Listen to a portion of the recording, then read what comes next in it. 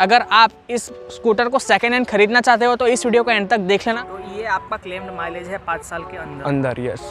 Mister प्रतीक, इस scooter में आपने कभी एक्सीडेंट हुए हैं? हाँ, मतलब 4 बार मैं गिरा हूँ स्कूटर से।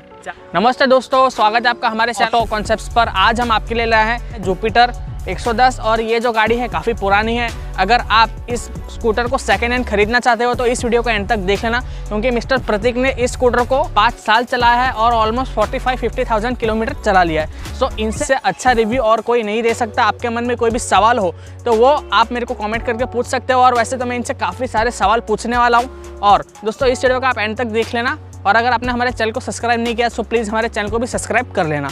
मिस्टर प्रतीक, आपको ये स्कूटर लिए हुए कितना टाइम हो गया है? 5-5.5 साल हो गए अभी। आपने एग्जैक्टली कब लिया था? 2015 फरवरी में। मतलब अभी हम गिने तो 5 साल प्रॉपर कंप्लीट हो गए। यस। आपने कितना किलोमीटर चला लिया अभी तक? 55,000 किलोमीटर। आपने इसको अभी तक 55,000 किलोमीटर चला लिया 5 साल के अंदर। यस। बहुत बढ़िया। ये आपकी मतलब प्राइमरी स्कूटर है, मतलब क्या आप इसे डेली यूज़ करते हो? हाँ, मतलब मैं और मेरी सिस्टर दोनों यूज़ करते हैं इसको अभी। यूज़ करते हैं साथ में मिल करके, और 5 साल में 55,000 चला लिया आपने। सही है। सो मिस्टर प्रतीक, आपने यही स्कूटर क्यों लिया? आपने कोई और स्कूटर क्यों नहीं लिया उस टाइम 2015-16 में? तब इतना कोई प्रॉपर नॉलेज था नहीं स्कूटर के बारे में। पापा ने जो सिलेक्ट किया वही हमने ले लिया था। तब पापा को किसी ने बताया था कि स्कूटर अच्छा है, तो पापा ने उस हिसाब से फिर तब ये ले लिया था। ऐसा मतलब आपने नहीं, आपके फादर ने? मेरे फादर ने देखा और हाँ, मेरी सिस्टर और मेरे फादर का सिलेक्शन था, आप ऐसा कह सकते हो इसको अभी। यस। तो क्या आप उनके सिलेक्शन से सेटिस्फाइड हो? हाँ, मतलब बहुत हद तक अच्छी है पर बहुत हद तक बुरी भी है, मतलब दोनों में एडवांटेज डिसएडवांटेज आगे डिस्कस कर लेंगे। अभी थोड़े और सवाल पूछ लेते हैं। मिस्टर प्रतीक, आपने उस वक्त ये स्कूटर कितने में ली थी? 60,000 on road. 62,000 on road. Yes. 62,000 में आपने ऑन रोड कैश में ली थी उस वक्त? नहीं, तब EMI पे ली थी। 72 में हमें EMI में टोटल पड़ी थी ये स्कूटर। 72 में आपको पड़ी थी। तो उस टाइम आपने DP कितना दिया था? DP 24,000। और आपका लोन, इंटरेस्ट, वो सब कुछ याद है? नहीं, वो सब इतना प्रॉपर पता नहीं, बट इंटरेस्ट सब समझ लो 62 की थी ये, तो 10,000 ऊपर ज़्यादा, मतलब 10,000 आपको ज़्यादा देना पड़ा है इंटरेस्ट के तौर पे। यस। तो मिस्टर प्रतीक, आपने स्कूटर से लॉन्गेस्ट राइड कितने किलोमीटर की है? एक दिन में अगर कहूँ तो 50 किलोमीटर्स मैक्सिमम मैंने किए, क्योंकि मैं इसको सिटी में ज़्यादा यूज़ करता हूँ, ना ज़्यादा बाहर कहीं लेके गया हूँ, क्योंकि उसके लिए घर में पापा की बाइक है, तो कहीं बाहर जाना हो तो हम उसी पे जाते हैं ज़्यादा करके। आपने ज़्यादा से ज़्यादा 50 किलोमीटर या सिटी में ही चली है अभी तक, ये ज़्यादा कोई बाहर गई नहीं है। अभी आप इस स्कूटर के कंफर्ट के बारे में बताइए कि इसका कंफर्ट कैसा है? कंफर्ट अगर मैं कंपैरिजन करूँ एक्टिवा से, तो मुझे इसका कंफर्ट, मतलब मुझे पर्सनल इसकी राइडिंग स्टाइल अच्छी लगती है कंपेयर टू एक्टिवा, क्योंकि मुझे थोड़ी हाइट में भी अच्छी लगती है और मुझे कंफर्टेबल भी होती है दोनों हाथ में फील पकड़ने में। तो मैंने जहाँ तक दोनों बाइक चलाई है, हो सकता है कि मैंने सबसे पहले इसी को ट्राई किया था, मैंने पहले से इसको चलाया, तो मेरे में वो हो सकता है कि शायद ये अच्छी मेरे को जम गई हो, लेकिन मुझे पर्सनल ऐसा लगता है कि एक्टिवा से बेहतर मुझे ये हैंडलिंग में लगती है। हैंडलिंग में आपको बेटर लगती है एक्टिवा के? यस। और कंफर्ट के हिसाब से आपको काफ़ी अच्छी लगती है। यस, कंफर्ट में कोई इशू नहीं है प्रॉपर। तो एक्टिवा और इसका कंफर्ट एक जैसा है कि माइनर सा फर्क भी है? कंफर्ट में हम कह सकते हैं कि सेम ही है, बस इसमें जो आगे का सस्पेंशन है वो बेटर है एक्टिवा से। ये आपने एकदम सही बोला, क्योंकि उस टाइम वो लोग हाइड्रोलिक सस्पेंशन देते थे, जो कि थोड़ा सस्ता भी आता था और गड्ढा वड्ढा एब्जॉर्ब नहीं करता था, झटका आ जाता था। लेकिन इसमें टेलीस्कोपिक दिया गया है तो काफी अच्छे से झटका एब्जॉर्ब कर लेता है। ये आपने काफी सही बोला। इस स्कूटर का आप पिनियन कंफर्ट के बारे में बताएं। पिनियन कंफर्ट मतलब जिसको आप पीछे बिठाते हो उसको कंफर्ट कैसा मिलता है? पैर रखने की जगह है कि नहीं, सीट बराबर है कि नहीं, कंफर्टेबल कितना है?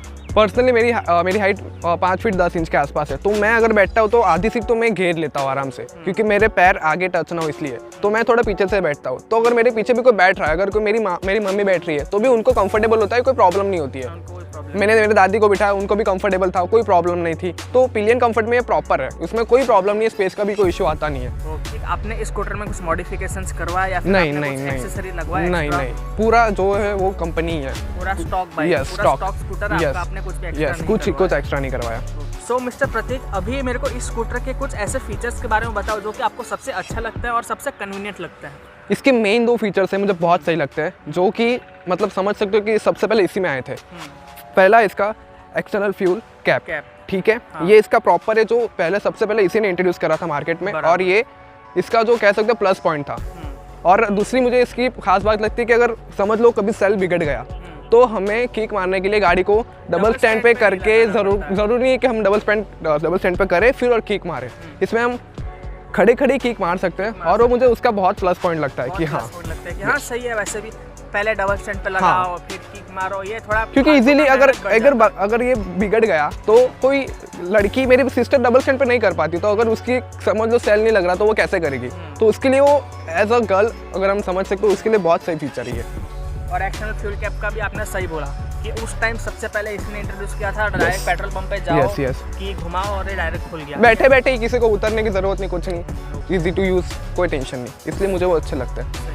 तो मिस्टर प्रतीक, अभी आप इस स्कूटर के परफॉर्मेंस के बारे में जरा बताइए कि इसका एक्सेलरेशन कैसा है, इसका टॉप स्पीड क्या है और ऑल ओवर इसका परफॉर्मेंस कैसा आ जाता है। अगर हमें परफॉर्मेंस मेन है मोपेड में, अपनी ये स्कूटर में, तो मुझे ऐसा लगता है कि एक्टिवा इससे बहुत ज़्यादा बेटर निकल के आती है। यस, बहुत ज़्यादा बेटर निकल के आती है, क्योंकि एक्टिवा इससे ज़्यादा पिकअप ले लेती है, इससे फास्ट ले लेती है, इससे ज़्यादा तेज़ भागती है वो। तो मुझे ऐसा लगता है कि परफॉर्मेंस के लिए ये गाड़ी उसके कंपेयर में अगर हम बात करें तो पीछे रह जाती है। यस, और क्या अभी इसके एक्सेलरेशन के बारे में बताइए कि इसका एक्सेलरेशन कैसा है। यस, वो भी थोड़ा रिसेंट ही है, मतलब आप समझ सकते हो एक्टिवा अगर हम परफॉर्मेंस में ओवरऑल बात करें तो एक्टिवा इससे बेहतर निकल के आती है। और अगर हमें सिर्फ परफॉर्मेंस के लिए गाड़ी चाहिए तो हम एक्टिवा की तरफ जा सकते हैं, मुझे ऐसा लगता है। 110 सीसी के अंदर। Yes yes yes. तो मतलब आप इसका परफॉर्मेंस से बहुत ज़्यादा सेटिस्फाइड नहीं हो? सेटिस्फाइड इतना नहीं है। यस, कह सकते हैं। सो अभी आप इसके टॉप स्पीड के बारे में बताइए कि आपने 5 साल में कितनी बार और कहाँ तक टॉप स्पीड लेकर के गए हो। मैंने अभी तक मैक्सिमम टॉप स्पीड इसकी 80 या 85 के आसपास गई है। उसके ऊपर मैंने इसको कभी बहुत लॉन्ग रन में भी लेके गया हूँ मैं, समझ लो मैंने एक हाईवे पे गया था, तब मैंने इसको 10 किलोमीटर भी कंटिन्यूसली चलाई थी, तो भी इतना टॉप स्पीड इसने 85 के ऊपर कभी गया ही नहीं है। मतलब आप ज़्यादा मैक्सिमम इसकी टॉप स्पीड 80 है, लेकिन आप अगर रॉन्ग जाते रहो, एक ही लेन में चल रहे हो, तो फिर आपको ये 85 दे देगी, उसके ऊपर ये नहीं देगी। यस, हो जाती है, 80 इसकी टॉप स्पीड है अभी। यस, तो जब आप इसको हाईवे पे चला रहे थे तो आपको कंफर्ट कैसा था, इसमें इसकी स्टेबिलिटी कैसी थी? यस, इसकी अगर बात करें तो थोड़ा 60 के आसपास, 50 के ऊपर जाते हुए थोड़ी वाइब्रेशन करना स्टार्ट कर देती है। फिर ये इतने वाइब्रेशन कहाँ पर आता है? इसी एरिया में, और इसकी वजह से क्या होता है, आगे का भी आवाज़ करने लगता है थोड़ा, क्योंकि इसमें और एक माइनस पॉइंट है कि इसका आगे का बहुत जल्दी खकड़ जाता है अगर हम इसको सर्विस ना करें 2-3 महीने में। यस, हर 3 महीने में इसको सर्विस करता हूँ मैं, पर अगर मैंने 1 भी महीना लेट करा था, समझ जाओ ये आगे का बहुत जल्दी खकड़ना स्टार्ट हो जाता है। और मेरे बहुत से इधर लॉक्स टूट भी गए, और इसकी वजह से क्या होता है, अभी मैं 40 के ऊपर भी चलाता हूँ ना, तो भी वाइब्रेशन की वजह से ये आवाज़ करता है। यस। सो आप जब इसको हाई स्पीड्स पे चलाते हो तो फुट पैक्स पे कुछ वाइब्रेशन आता है कि नहीं, फुट पैक पे कोई नहीं आता, मेन वाइब्रेशन यहीं पे फील होता है। यस। तो हैंडल बार पर जो वाइब्रेशन आता है वो इरिटेटिंग होता है कि बस खाली फील होता है? नॉर्मल फील होता है, इतना कुछ नहीं कि हाँ आपको वाइब्रेट हो ही रहा है। मेन तो ये कि जब आप इसको हाई स्पीड पे चलाते हो तब ये जो आगे वाला बॉडी है वो बहुत ज्यादा वाइब्रेट करता है, आवाज भी करता है और वो आपको बहुत इरिटेटिंग लगता है। यस, बहुत। ये आपके लिए बहुत फ्रस्ट्रेटिंग है। यस। सो मिस्टर प्रतीक, आपने इसको हाईवे पे कितनी बार चलाया है? अभी रोज़ ही चलाता हूँ, क्योंकि पहले इतना सिटी में ही काम था, लेकिन अभी हाईवे पे जाना पड़ता है रोज़, तो मैं रोज़ ही हाईवे पे चलाता हूँ, समझ। तो हाईवे पे आप कितना स्पीड मेंटेन करके चलते हो? अभी मैंने पिस्टन नया चेंज करा, इसलिए मुझे 40 के ऊपर अभी मैं मेंटेन करके चलता हूँ। तो समझ लो, नहीं तो मैं अगर ऐसे नॉर्मली मैं 80 के आसपास ही फुल स्पीड पे ही चलाता हूँ गाड़ी को। थ्रॉटल भी मैंने फुल किया होता है ऑलवेज, ये फुली थ्रॉटल होता है, और क्योंकि स्पीड इसकी ऑलरेडी 80 है, और 80 हाईवे पे कुछ मानी नहीं जा सकती हम ऐसा कहें तो इसलिए मैं इसको फुल स्पीड पे चलाता हूँ, जिसकी इतनी टॉप स्पीड है उसके ऊपर। तो ये बाइक आपको हाईवे पे कितना माइलेज दे रही है हाल फिलहाल? ये स्कूटर मुझे हाईवे पे 48-50 किलोमीटर एवरेज दे देती है, और सिटी के अंदर 45-40 दे देती है। 40 आपको दे देती है। यस। तो ये आपका क्लेम्ड माइलेज है 5 साल के अंदर। यस। तो मिस्टर प्रतीक, आप बोल रहे थे कि आपका इसने पिस्टन चेंज कर दिया, इतना बड़ा काम हो गया इसके अंदर, तो इसका वजह क्या था? पिस्टन इसका ऑलरेडी घिस चुका था, क्योंकि ऐसे भी नहीं कि मैं ज़्यादा सर्विस नहीं करता, मैं हर गाड़ी 3 महीने में सर्विस करता हूँ, इसको रेगुलरली ऑयल भी चेंज करता हूँ 3 महीने में।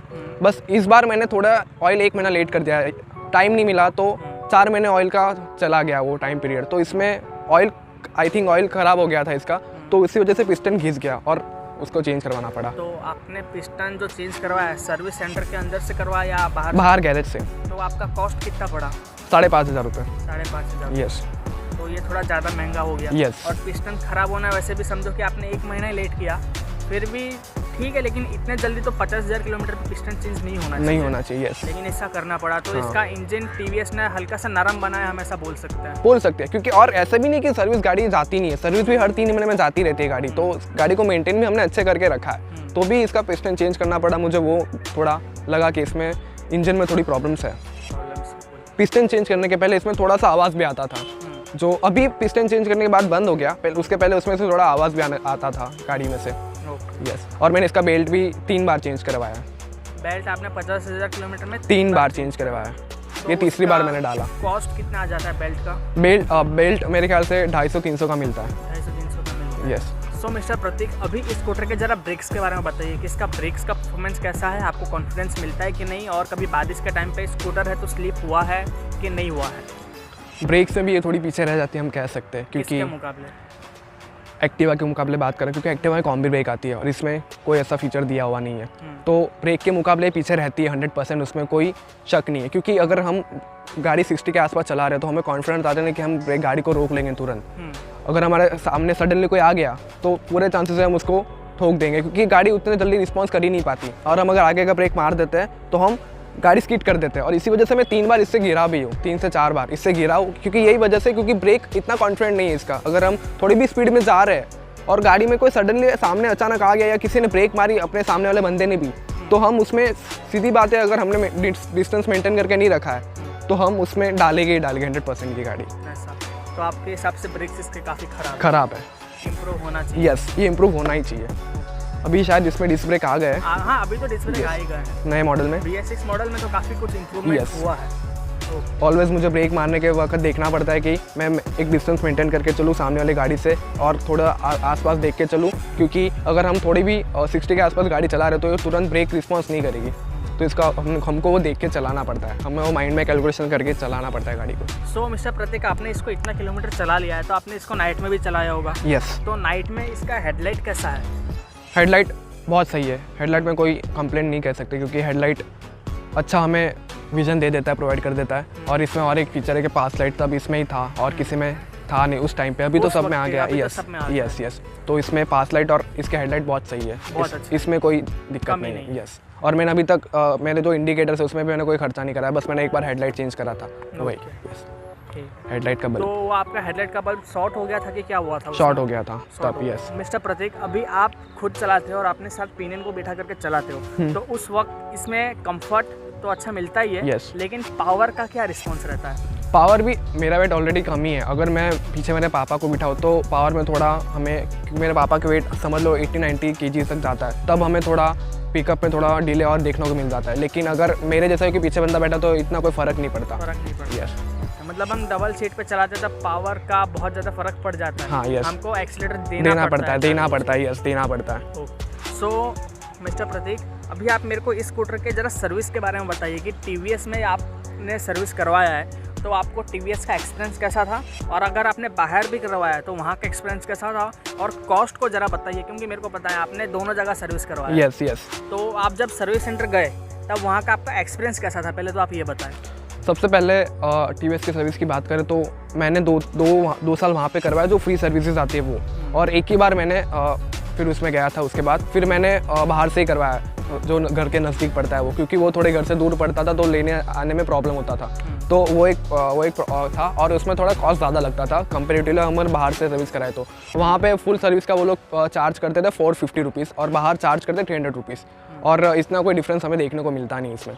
और उसमें वो सब कवर कर देते, गाड़ी में क्या क्या प्रॉब्लम्स है वो सब। और मैं हर 3 महीने में इंजन का ऑयल चेंज करवाता था, तो उसका मैं कैस्ट्रॉल डलवाता था, तो उसका 280 रुपीज़ का ऑयल आता है वो। और तो जो TVS का खुद का ऑयल आता था वो कितने का आता था? नहीं, वो मैंने कभी डाला ही नहीं, मैं ऑलवेज कैस्ट्रॉल ही डालता हूँ पहले से। अच्छा, पहले से आपने कैस्ट्रॉल मैंने वही डाला पहले से, तो वो 280 का ऑयल चेंज करना, और समझ लो इसका 300। तो अगर हम और थोड़े बहुत खर्चे हो गए, कभी ब्रेक पैड चेंज करवा दिया, पीछे का ब्रेक पैड, तो पीछे का ब्रेक पैड मैं यूजुअली 6 महीने में चेंज करवाता हूँ, और आगे का साल भर भी निकल जाता है, उसमें कोई प्रॉब्लम आती नहीं है। तो ब्रेक पैड चेंज करवा दिए, तो अगर हम एक साल भर का अगर कॉस्ट पकड़ के चले तो इसमें सर्विस का हम मोटा 4 से 5 हज़ार रुपये गिन के चल सकते हैं। मतलब साल भर का 4.5-5 हज़ार। साल में हम 4 सर्विस करवाते हैं, ठीक है, तो 4,000 मैक्सिमम इसमें खर्चा होता है 4 सर्विस में। आपके हिसाब से एक सर्विस में ऑलमोस्ट 800-900 रुपये का खर्चा हो जाता है। 1000 तक का 1000 तो हाँ, आराम से पकड़ के चलो, क्योंकि कोई ना कोई प्रॉब्लम आती रहती है, दिक्कत आती रहती है। तो सर्विस कॉस्ट 1000 रुपये आपके हिसाब से सही है कि ज़्यादा है? कैसे तो डिसेंट ही है, क्योंकि मैंने अभी तो कोई गाड़ी दूसरी यूज़ करी नहीं, क्योंकि मुझे उसमें आइडिया कुछ है नहीं। और मेरे फादर की भी जो बाइक जाती है उसमें भी यूजुअली इतना ही खर्चा आता है, तो हम इसे कह सकते हैं कि डिसेंट सा अमाउंट ही है 3 महीने 4 महीने के लिए, तो वो मुझे प्रॉपर लगता है, उसमें कोई दिक्कत नहीं है। अभी इस स्कूटर में ऐसा कोई प्रॉब्लम है जो कि आपको बहुत इरिटेटिंग लगता हो स्टार्टिंग से लेकर के अभी तक, या फिर बीच में कहीं से आ गया हो, ऐसा कोई प्रॉब्लम है इस स्कूटर के हाँ, अंदर? वही मेन प्रॉब्लम तो इसका आगे का जो बॉडी है वही एक प्रॉब्लम है सबसे बड़ा। इंजन में भी इतना कोई खास नहीं आता, अगर पावर चाहिए आपको तो फिर इसमें थोड़ा प्रॉब्लम हो सकता है, क्योंकि इसमें इतना पावर नहीं है। तो वो एक प्रॉब्लम हम कंसिडर कर सकते हैं, किसी के लिए है किसी के लिए नहीं भी है। तो वो एक, और आगे का जो वो मेन प्रॉब्लम है ही है, क्योंकि आगे का ये बॉडी थोड़ा सा खकड़ जाता है वो, और इंजन में भी थोड़ा प्रॉब्लम हम कह सकते हैं, इंजन इसका थोड़ा सॉफ्ट है, कमज़ोर है हम कह सकते हैं एक्टिवा के कंपेयर में, तो वो एक प्रॉब्लम कह सकते हैं। तो आपने इसका अंडर सीट स्टोरेज भी काफ़ी वक्त यूज़ किया होगा, तो अंडर सीट जो स्टोरेज है आपके हिसाब से कैसा है, आपको कैसा लगता है? इसमें एक फुल फेस हेलमेट आराम से बैठ जाता है। मैं फुल फेस हेलमेट ही यूज़ करता हूँ, तो वो भी इसमें आराम से बैठ जाता है, कोई दिक्कत नहीं आती। तो अंदर से स्टोरेज आपके लिए काफ़ी सफिशिएंट है। हाँ, फुल फेस हेलमेट भी मतलब मेरी साइज़ का, अगर हम थोड़ा मीडियम साइज़ में जाए, मैं स्मॉल साइज़ का पहनता हूँ, तो मेरा हेलमेट इसमें आराम से बैठ जाता है। मैं यूज़ करता हूँ अभी हेलमेट स्टड्स का हेलमेट यूज़ करता हूँ, वो इसमें आराम से बैठ जाता है। और दूसरा स्टड का मीडियम साइज में लेने जाता हूँ, इसमें बैठता नहीं है, तो उसमें एक वो प्रॉब्लम हो सकती है, इसमें वो नहीं। लेकिन फिर भी हम ओवरऑल देखा जाए तो अंडर से स्टोरेज अच्छा ही है। यस, अच्छा है, कोई प्रॉब्लम नहीं है। सो मिस्टर प्रतीक, अभी आप इस स्कूटर का एडवांटेज के बारे में बताइए कि 5 साल 55,000 किलोमीटर चला लिया था, आपको एडवांटेज क्या लगा? अगर हम एडवांटेज की बात करें तो इसमें माइलेज अच्छा है, डिसेंट अच्छा ही है, माइलेज बोल सकते हैं। और गाड़ी की बिल्ड भी अच्छी है, बिल्ड क्वालिटी काफ़ी अच्छी है। और किक हम डबल स्टैंड में किए बिना मार सकते, तो वो एक उसका एडवांटेज है। यस, और इसका हेडलाइट भी मुझे अच्छा ही लगा, डिसेंट सा, इसमें कोई प्रॉब्लम है नहीं, वो भी विजिबल अपने को अच्छा विजन प्रोवाइड करता है, तो वो एक अच्छा है। और इसका जो आगे का सस्पेंशन है वो तो बेस्ट है इसमें, तो वो एक अच्छा इसमें हम कह सकते हैं। आपके हिसाब से ये सारे आपके लिए एडवांटेज। यस, अभी कुछ डिसएडवांटेज के बारे में बताइए शॉर्ट में। सबसे बड़ा इंजन ही, मतलब पिकअप में इतना जो पावर नहीं है। यस, एक्टिवा के कंपेयर में इतना पावरफुल नहीं है, तो हम उसमें एक ही डिसएडवांटेज कंसिडर कर सकते हैं। और इसका आगे का जो बॉडी है वो एक जल्दी वाइब्रेट करता है, जल्दी खकड़ जाता है ये बॉडी। पीछे कोई प्रॉब्लम नहीं आती बॉडी में, पीछे में क्योंकि सब इसमें स्टील ही है, सॉरी कौन सा पतरा आता है ना, मेटल ही है। आगे पूरा वो फाइबर है, और नीचे का मडगार्ड जो है वो भी मेटल का है। हाँ, मडगार्ड भी मेटल का है, तो इसमें यही जो फाइबर का पार्ट है वही थोड़ा कह सकते हो कि, और नीचे का इसमें ये पार्ट भी फाइबर का ही है। आप इस स्कूटर से खुश हो? हाँ, खुश तो ऐसे कोई बात नहीं है, खुश तो इसमें है ही। अच्छी स्कूटर है, डिसेंट सी स्कूटर है, कोई प्रॉब्लम नहीं है, अपने प्राइस को जस्टिफाइड भी कर देती है, तो इसमें कोई प्रॉब्लम नहीं है स्कूटर में। सो मिस्टर प्रतीक, अभी आप ये स्कूटर रखने वाले हो और 5 साल 10 साल या फिर इसको निकालने का विचार है? अभी ये रहेगी, मैं खुद अपनी एक बाइक लेने की सोच रहा हूँ, और ये स्कूटर तो मेरी सिस्टर की मैन है, उसके लिए ली थी, तो वो ये चलाएगी, और 2-3 साल तो ये चलेगी आराम से। तो अभी आप कौन सा बाइक लेने का विचार कर रहे हो? 150 सीसी में या 250 सीसी में जाने की ट्राई कर रहा हूँ। अभी माइंड में कोई 6-7 बाइक घूम रही है, अभी कोई फिक्स नहीं किया है, तो वो देखा। कोई एक बाइक तो आपको पसंद आती होगी फिलहाल? अभी मुझे अपाचे 200 पसंद है, और उसमें 164 भी पसंद है, और FZ का भी जो FZ और MT50 भी मुझे पसंद है, MT15। तो दोस्तों, प्रतीक भाई जब भी नया बाइक लेंगे, हम इन बाइक जो भी बाइक होगा हम उनका जरूर डिटेल में वीडियो बनाएंगे इस वीडियो के साथ। प्रतीक भाई, अगर आपको कोई पूछता है कि जुपिटर लेना चाहिए या नहीं लेना चाहिए, तो आपका ओपिनियन क्या रहेगा?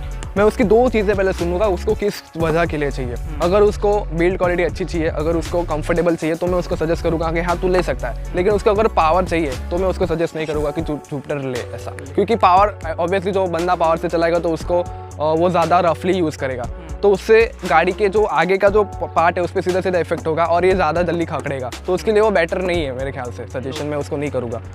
मिस्टर प्रतीक, इस स्कूटर में आपने कभी एक्सीडेंट हुए हैं?